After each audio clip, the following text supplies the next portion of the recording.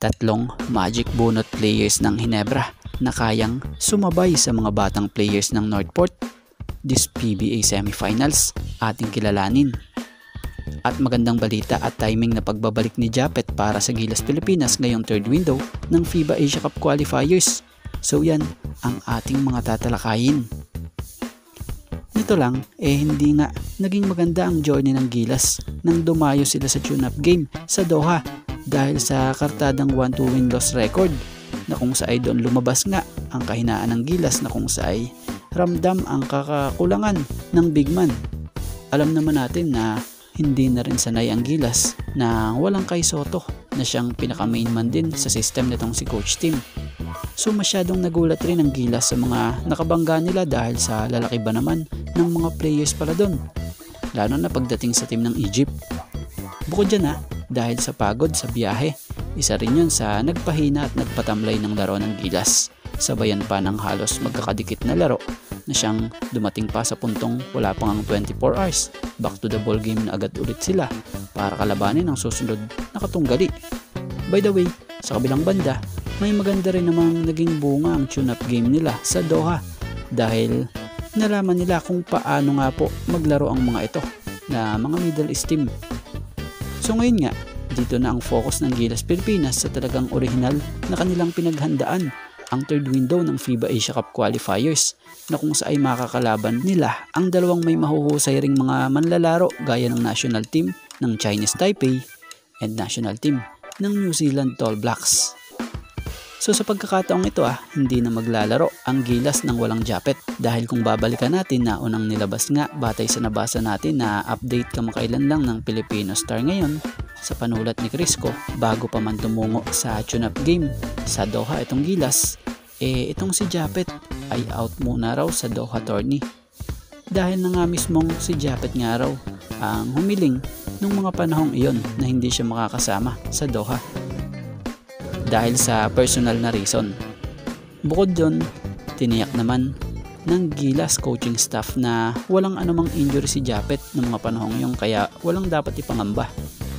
At tulad sa paglilinaw ni Gilas Team Manager Richard Del Rosario na tanging sa Doha event lang hindi makakasama si Japet. Kaya naman ngayong FIBA Asia Cup qualifiers nilinaw ng PBA na muling makakasama ng Gilas Pilipinas si Japet Aguilar na siyang hindi nakasama sa naging kampanya sa Doha. So bukod dyan magiging parte rin ng coaching staff ni Coach Tim Cone itong former Gilas national team player and PBA veteran star guard ng Ginebra na si Eli Tenorio. At dito tayo sa mga players na po pwedeng maging mga magic bunot sa Ginebra ngayong semifinals.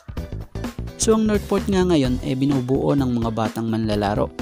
Isa ito sa team sa PBA na siyang karamihan talaga dito sa team na ito mga bata. Sobrang kaunti lang talaga yung veterano Kaya naman sa takbuhan at bilisan ng laro, maaaring mahirapan ang Ginebra dito. Dahil ang Ginebra hindi naman natin sinasabi na matatanda na, pero karamihan din dito mga veterano, pati nga import veterano. Kaya naman may tatlong ang possible pwedeng maging magic bunot ang Ginebra sa team na po pwedeng makasabay nga po sa fast-paced game na possible gawin ng Northport sa semis. So para sa Ginebra, una si Maverick Ahamnisi, pangalawa si Ralco, at pangatlo si Jamie Malonzo.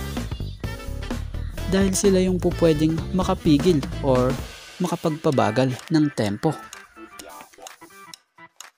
Si Maverick maaasahan sa mga crucial game ito dahil na nga sa walang kaba ito pagdating sa mga free throw. Sanay sa diktikan laban, so may taas nga po itong 6'2".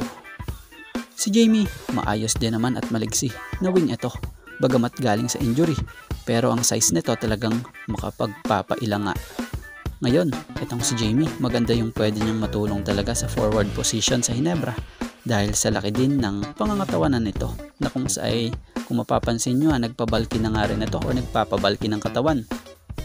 Si Ralco, isang mabilis at mautak na sharpshooter ito. May maayos na basketball IQ na siyang maaasahan sa mga pasahan, rebound at sa mas matinding opensa. So si Ralph ko nga may height ito na 6'4", At si Jamie Malonzo naman ay may height na 6'7". So kaya naman, sana maging effective kung sino man ang magiging magic bunot ni Coach Tim sa paparating na semifinals. So yun, sa ngayon ito nga lang po muna ang ating sports pasada, and thank you for watching guys, and God bless everyone.